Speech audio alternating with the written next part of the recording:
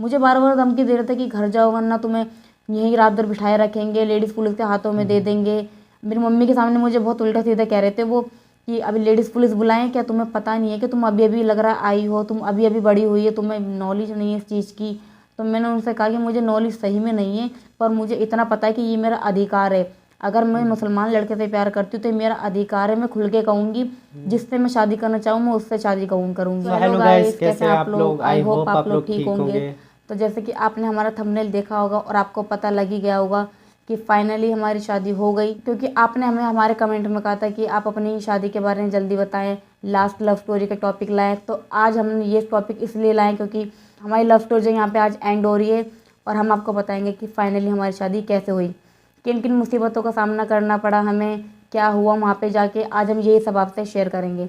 तो अगर आपको हमारी वीडियो अच्छी लगे तो हमारी वीडियो को प्लीज़ लाइक करें एंड चैनल को सब्सक्राइब करें। ज़रूर सब्सक्राइब करें, क्योंकि भाई लोग आप लोग वीडियो तो देख लेते हैं पर लाइक वीडियो करना को भूल लाइक जाते नहीं हैं। करते, और चैनल को ज़रूर जरूर सब्सक्राइब सब्सक्राइब करें। करें। तो चलिए शुरू करते हैं, बट शुरू करने से पहले हम आपको जो है रमज़ान की मुबारकबाद देना चाहेंगे।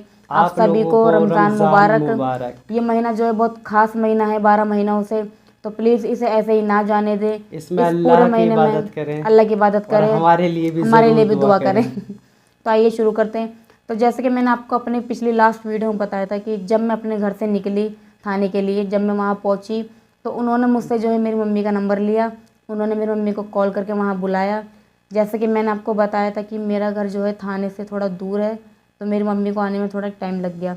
तो जब तक वो आई तो जब तक मैं वहाँ बैठी रही अकेले, उन्होंने कहा तुम्हारी मम्मी को कितना टाइम लगेगा, उन्होंने दोबारा कॉल करा उन्हें। तो जब मेरी मम्मी वहाँ पहुँची तो उन्होंने मुझे वहाँ देख के शॉक हो गई, तू यहाँ क्या कर रही है, क्योंकि मैं घर से बोल के निकली थी कि मुझे मेरा फ़ोन दे दो। जब उन्होंने मुझे मेरा फ़ोन नहीं दिया तब मैंने कहा था कि मैं जा रही हूँ, तो उन्होंने कहा जा। शायद उन्हें लग रहा था कि मैं मजाक कर रही हूँ, पर मैं गुस्से में तो निकली थी। तो मैं जाती तो कहाँ जाती, तो मैं सीधा थाने चली गई थी।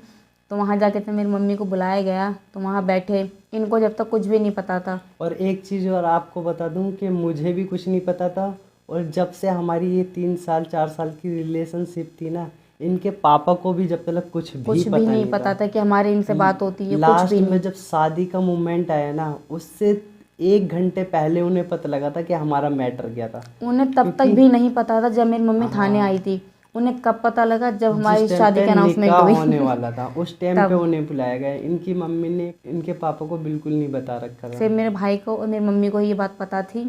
तो जब मेरी मम्मी को बुलाया गया तो मेरी मम्मी जो है मेरे भाई के साथ आई। मेरे भाई के साथ जो है मेरे भाई के 2-3 फ्रेंड भी थे, वो बैठे। जब मैं वहाँ थी तो जब मेरी उनसे बात नहीं हो रही थी, मैं शांत बैठी हुई थी मुँह लटका के।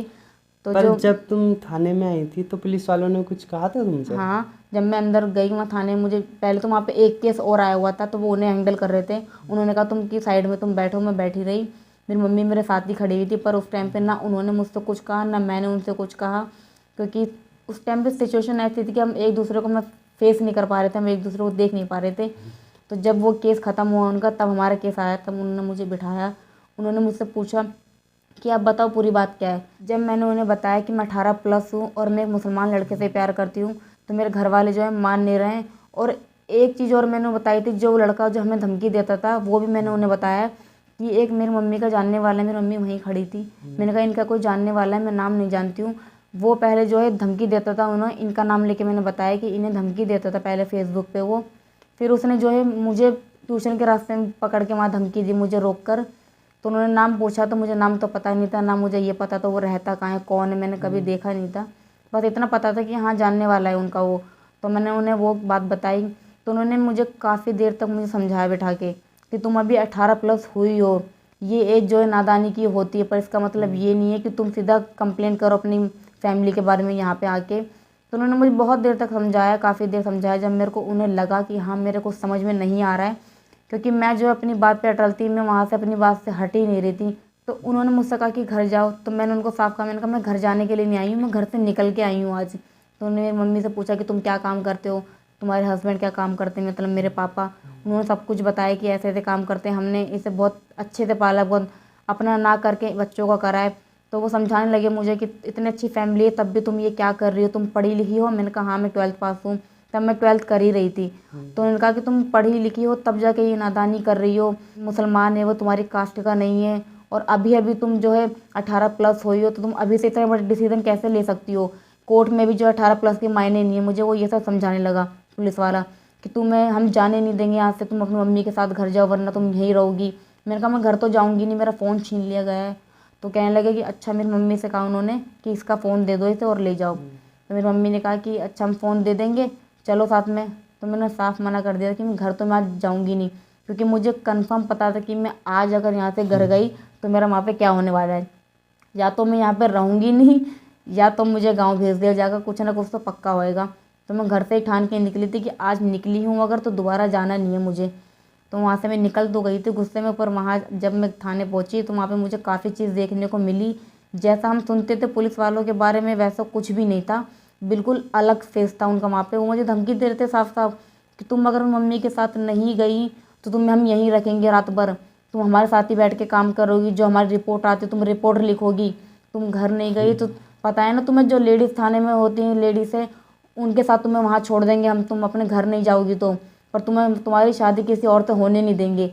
तो उनसे मैंने यही कहा कि मैं 18+ हूँ, अब मुझे अब मेरा अच्छा बुरा अच्छे से पता है और ये मेरे राइट्स है कि आप मुझे नहीं बता सकते कि मैं किससे शादी करूँ, मैं किससे प्यार करूँ, मैं मुसलमान से करूँ या हिंदू से करूँ। तो साफ साफ कह रहे थे कि बिल्कुल ये चीज़ें तुम्हारी सुनी नहीं जाएगी। तो मैंने कहा मेरी क्यों नहीं सुनी जाएगी, मैं 18+ हूँ। कह रहे नहीं सुनी जाएगी, तुम अपने घर जाओ। मुझे बार बार धमकी दे रहे थे कि घर जाओ वरना तुम्हें यहीं रात भर बिठाए रखेंगे, लेडीज़ पुलिस के हाथों में दे देंगे। मेरी मम्मी के सामने मुझे बहुत उल्टा सीधा कह रहे थे वो कि अभी लेडीज़ पुलिस बुलाएं क्या, तुम्हें पता नहीं है कि तुम अभी अभी लग रहा है आई हो, तुम अभी अभी बड़ी हुई है, तुम्हें नॉलेज नहीं है इस चीज़ की। तो मैंने उनसे कहा कि मुझे नॉलेज सही में नहीं है, पर मुझे इतना पता है कि ये मेरा अधिकार है। अगर मैं मुसलमान लड़के से प्यार करती हूँ तो ये मेरा अधिकार है, मैं खुल के कहूँगी, जिससे मैं शादी करना चाहूँ मैं उससे शादी करूँगी। तो उन्होंने मेरी बिल्कुल नहीं सुनी। फिर लास्ट में जाके उन्होंने जो है इनका नंबर मांगा मुझसे कि नंबर दो, फिर इनको बुलाया गया वहाँ पे। फिर मेरे पास कॉल आया उनका कि अरशद बोल रहा है। मैंने कहा हाँ। कह रहा थाने आ जा। मैंने कहा अच्छा। मैंने कहा क्यों? कह रहा प्रिया आई भी है यहाँ पर। मेरा दिल बैठ गया। मैंने कहा ये कब आ गए, मेरे को बताया इनको भी नहीं पता भी सर। नहीं था कुछ। मेरे को कुछ भी नहीं पता था। फिर क्योंकि थाने का नाम सुन के मेरे को पहले बहुत डर लगता था। फिर मैंने अपने पापा को बताया। मैंने कहा प्रिया थाने गई हुई है, उसकी मम्मी भी थाने गई हुई है, पुलिस वाले बुलाने थाने में। तो मेरे पापा पापा उठे। पापा ने कह रहे क्या करवा दिया यार तूने। फिर मेरे पापा गए, एक पापा के जानने वाला था, उन्हें लिया, उनकी पुलिस वालों से जान जान पहचान पहचान थी थी, उनकी। उन्हें लिया। और एक दो जन और थे, पुलिस वालों के पास गए। पुलिस वालों के साथ वो बैठते थे, इसलिए उन्होंने थोड़ा नॉर्मल होकर मेरे से बात करी थी। जब मैं वहाँ गया तो बोले अरशद तू ही है? मैंने कहा हाँ। तो बिठाया मेरे को इन्हें अंदर बुलाया और हमें बाहर और कर दिया। इन्हें बोला कि तुम लोग बाहर जाओ। मेरे पे चिल्लाने लगा। तो वो जो मेरे पापा के साथ गए थे तो उन्होंने बोला नहीं नॉर्मल होके बात करो, ये मेरा जानने वाला है। तो उन्होंने बोला जानने वाला है? मैंने कहा अच्छा। कह रहा बेटा कौन सी क्लास में हो? मैंने कहा अभी तो 12वीं कर रहा हूँ मैं। कह रहा तुम जब कॉलेज में जाओगे तुम्हें इससे अच्छी अच्छी लड़कियाँ मिलेगी, तुम इसके चक्कर में कहाँ फंसे हो?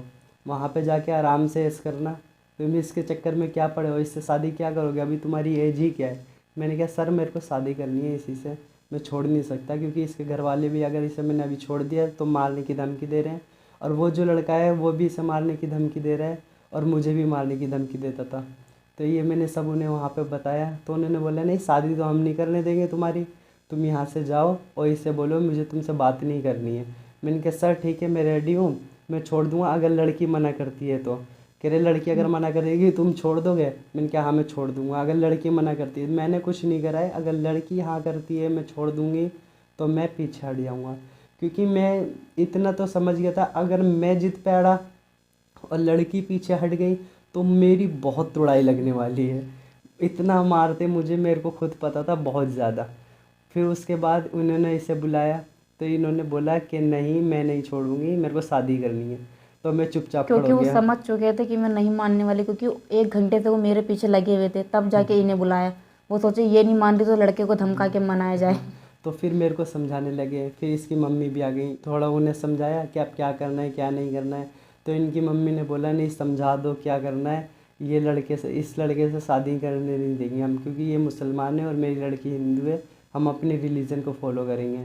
तो फिर उनकी मम्मी को बाहर भेज दिया। तो फिर मुझे समझाने लगा कि तू क्यों लगा इसके पीछे, आराम से कॉलेज में करियो जो करना है, बोल मैं नंबर दे दूँ तेरे को, तू बात करियो आराम से, तू यहाँ चौकी में रह, यहाँ पे कितनी लड़कियाँ आती है तू इनसे बात करियो। मैंने कहा नहीं, मेरे को किसी से बात नहीं करनी है। अगर वो लड़की मना करती है तो मैं पीछे हट जाऊँगा। फिर वो मेरे पे चिल्लाने लगे। फिर उसके बाद मेरे पे चिल्लाने लगे तो ये कह रहे अबे तू कर क्या रहा है, तू पिट के मानेगा क्या, एक थप्पड़ में तू मर जाएगा, ऐसा उल्टा सीधा बोलने लगे। फिर भी मैं बोला मैं सर मैं थोड़ी कर रहा हूँ, अगर वो लड़की मेरे से बोल रही है शादी करने का और वो मेरे से प्यार करती है तो मैं कैसे पीछे हट सकता हूँ। उन्होंने बोला अच्छा रखेगा कैसे उसे। मैंने क्या रखूँगा कैसे, मैं काम भी करता हूँ, थोड़ा बहुत तो मेरे पे आता है। तो अगर मैं शादी करूँगा तो उसे जैसे मैं रहूँगा उसे भी वैसे रखूँगा। अभी घर पे रहता हूँ, घर पे रखूँगा, जो मैं खाता हूँ उसे वो खिलाऊँगा। ये कह रहा कर लेगा। मैंने कहा हाँ कर लूँगा। तो फिर उसके बाद वो बोला कि अगर तुम्हारी ऐसी नॉर्मल बात करवा दी जाए, तुम रेगुलर बात करते रहो और शादी अभी ना हो तो ठीक है। तो फिर मैं अगर मना करता वहाँ पे तो फिर कहते ये तो लड़के ही पीछे पड़ा हुआ है। तो मैंने उन्हें बोला हाँ ठीक है सर, नॉर्मल बात होती रहेगी, पर इसके घर वाले इन्हें तंग ना करें और इनके घर वाले इन्हें मारने की धमकी ना दें, तो हम नॉर्मल ऐसी बात करते रहेंगे। तो बोला अच्छा ठीक है। तो इनकी मम्मी को बुलाया अंदर, तो कह रहा लड़की को फ़ोन दे दो और नॉर्मल होके ये बात करेंगे। प्रिया को अंदर नहीं बुलाया था उस टाइम पे, इनकी मम्मी को बुलाया था। तो इनकी मम्मी ने बोला ठीक है मैं फ़ोन दे दूँगी, पर ये मिलेंगे नहीं। तो पुलिस वाले ने बोला ठीक है नहीं मिलेंगे ये, पर बात करवा देना इनकी, बात करते रहेंगे ये। फिर इनकी मम्मी को बाहर भेज के तो पुलिस वालों ने मेरे से बोला कि प्रिया के पास अब तू जा, वहाँ पे जाके बोल कि अब हमें फ़ोन मिल जाएगा और हम बात करेंगे, पीछे हट जा तू।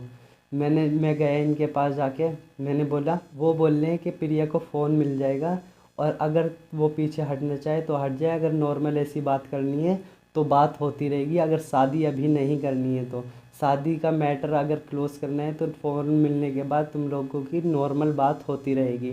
तो इन्होंने बोला नहीं मेरे को शादी करनी है, अब मेरे को ऐसे बात नहीं करनी है। मैंने इससे चुप्पे से बोला ठीक है फिर अपनी बात पे अड़ी रहे, बाहर क्योंकि आके हाँ हाँ। तो मैंने इससे बोला कि अपनी बात पे अड़ी रहे, अगर मैं अड़ा रहा ना तो मुझे तो पीटेंगे, वो बहुत पीटेंगे। तू अड़ी रही तो तेरे को कुछ नहीं करेंगे, मेरे को इतनी नॉलेज थी। मैंने इन्हें समझाया, मैंने कि अपनी बात पर अटल रहियो, अगर मैं ये भी बोलूँ ना नहीं अगर लड़की मना करती है तो मैं पीछे हट जाऊँगा, तो मेरी बात समझ लियो, मैं उनसे ऐसे ही बोल रहा हूँ। पर तू अड़ी रही हो, तू पीछे मत हटियो, अगर तू अड़ी रही तो हम लोगों की शादी आज कंफर्म हो जाएगी। मैंने इनसे ये बात बोली। तो इन्होंने बोला ठीक है। पुलिस वालों ने फिर समझाया तो ये बोली नहीं मेरे को शादी करनी है। अब पुलिस वालों ने इनकी मम्मी से और जो व्यक्ति आए हुए थे मेरे साथ में उनसे बोला कि कि अभी अब तुम्हारे आपस का हाँ मैटर है। अब ये तुम लोग देख लो, लड़की भी नहीं मानी, लड़की को भी शादी करनी है। ये लड़का भी चाहता तो है, पर अगर लड़की पीछे हट जाती तो ये भी मान जाता, पर लड़की पीछे नहीं हट रही तो इन दोनों की शादी ही करवा दो। इनकी मम्मी को बुला के जब ये बात बोली तो इनकी मम्मी ने बोला ठीक है शादी ही करवा दो, अब हम प्रिया को अपने घर लेके नहीं जाएंगे, हम ना कुछ देंगे ना कुछ लेंगे।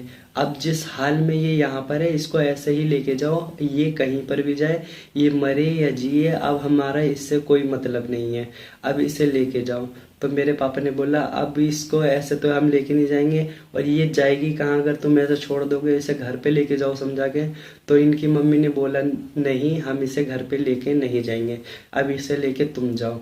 पापा ने बोला ठीक है हम लेके चले जाएंगे, पर निकाह इसका करवा दो, उसके बाद लेके जाएंगे, हम ऐसे लेके नहीं जाएंगे। तो इनकी मम्मी ने बोला ठीक है निकाह करवा दो।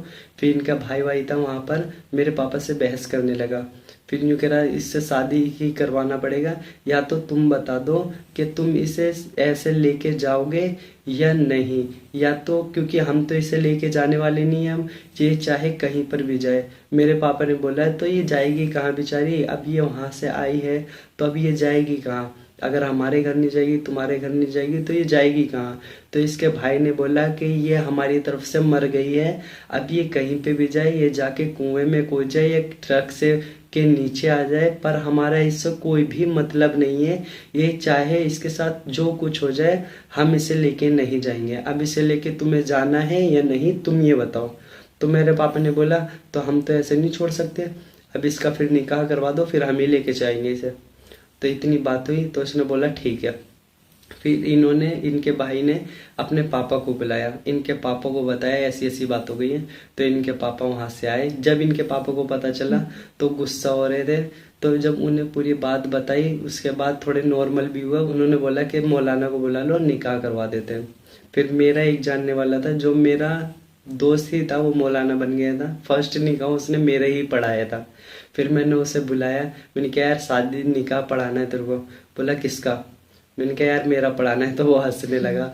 तो उसके बाद वो आया, अच्छा तुम्हारे वो सोने का वो किसने निकाला था? वो मेरी मम्मी के साथ जो मेरी फ्रेंड आई थी, मेरे कान में जो सोने की बालियां डली हुई थी, ऊपर वाले कान में भी नीचे वाले में भी, दोनों में। तो जब मैं नहाने गई वहां पे जहाँ पे हमारा निकाह हुआ था, एक आंटी का रूम था मेरी मम्मी की जानने वाली, उन्होंने कहा था यहीं पे तैयार करके नहला के फटाफट निकाह करवा दो, जाए अपने घर ये। तो वहां पे जब मैं रेडी होकर बाहर निकली नहाकर, तो वो मेरे पास आई, उन्होंने मेरे कान के उतार लिए। तो मैंने पूछा कि ये किस लिए? तो कह रही हम, वो मुसलमान थी, कह रही हमारे में जब निकाह होता है ना तो लड़की अपना पुराना सोना पहन के निकाह नहीं करती। उन्होंने मेरे कान के निकाल लिए, नाक का भी निकाल रही थी। तो उसी टाइम इनकी बहन आ गई बड़ी वाली, मेरी नंद। वो आई, उन्होंने कहा कि नाक का क्यों उतार रही हो? उन्होंने कान का उतारते हुए नहीं देखा, उन्होंने कहा नाक का क्यों उतार रही हो, नाक का रहने दो। तो नाक का उन्होंने छोड़ दिया, पर उन्होंने मेरे कान के दोनों जोड़े ले लिए कि पुराना सोना पहनते ही नहीं, शादी के बाद ही चढ़ेगा। निकाल के उन्होंने रख लिया और मेरे कान में जो आर्टिफिशियल के टॉप्स डाल दिए। तो उसी में जो है मेरा निकाह हुआ। जब मैं नीचे उतरी, निकाह जब हो गया मेरा, जब मैं नीचे उतरी तो मेरी मम्मी को वो मेरे कान के टॉप से दे रही है कि लो इसके कान के बुंदे। तो मेरी मम्मी ने लिया नहीं कि मैं क्या करूंगी, इसके हैं इसी को दे दो। पर वो देने को राजी नहीं, मेरे हाथ में दे ही नहीं रही। ना मैंने अपना हाथ बढ़ाया उस टाइम पे शर्म के मारे।